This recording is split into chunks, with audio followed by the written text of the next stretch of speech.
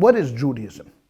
Judaism is a religion, it's a culture, it's a people, it's a nation. It's a conglomeration of a number of different things. But I think if you break it down into units, I believe that the most important aspect and the most important segment of Judaism is the family.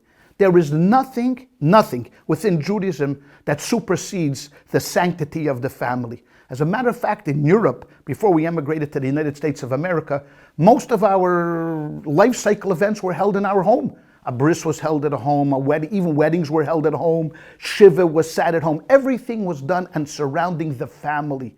The unit called the nuclear family, that is what got us here today as a people. We are a miracle. The Jewish people's existence is a miracle in the world. We should not be here. If you think about what we have gone through all the tragedies, the conversions, the persecutions, the oppression, the scattering, the diaspora, the expulsions, we should be like many other people in the dustbin of history, but we're not. We're not. We are here today, and not only are we here today, we are thriving and we are relevant. Now, how did we get here? Why are we here, and why are we relevant, and why are we thriving? And this is because of the family. Now, what does this have to do with the question of why women have less mitzvahs? The rabbis in their infinite wisdom understood that there's going to be a tug and pull. There's going to have to be things that we are going to have to give, and there's things that we're going to have to take. To raise a family takes an enormous amount of time. I could tell you in my family, I have 6 children, and this is, by the way, a small family in the Hasidic movement. This is not a large family, but I have 6 children. To raise 6 children is an extremely difficult job. To want to give them all of the love and the nurturing and the caring and all the sophistication you want within them takes time and effort.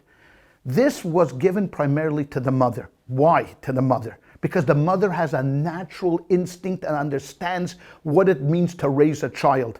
I've often said that the only person that loves you unconditionally is your mother. Your father, he has expectations. He wants you to become a man. He wants you to do something. He wants you to, wants you to be somebody. But your mother loves you no matter what. Why? Because God gave her this instinct to be able to nurture that child, to meld that child, and to grow that child. Does that mean that women cannot go out into the workforce? Absolutely not. Women could go out into the workforce. But we'll have to remember that when we started this, the first most important aspect of Judaism is the family. Somebody within that unit is going to have to be responsible for the welfare of that family. And that has traditionally been given over to the mother.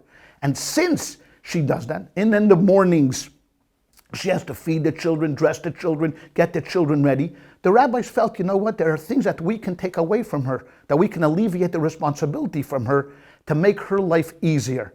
And that's why some of the mitzvahs that are time-bound, only mitzvahs that are time-bound, for example, putting on the tefillin and others such as that, are the women exempt from. The payoff for it, for not having to run to shul in the morning and not having to put on tefillin and not having to do everything that the guys need for their spirituality because they themselves innately have this spirituality.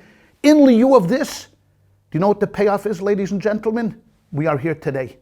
Without this commitment to growing us and strengthening us and nurturing us, we would not be here today. And that is definitely only because of the strength of the Jewish woman and because of her commitment to her family.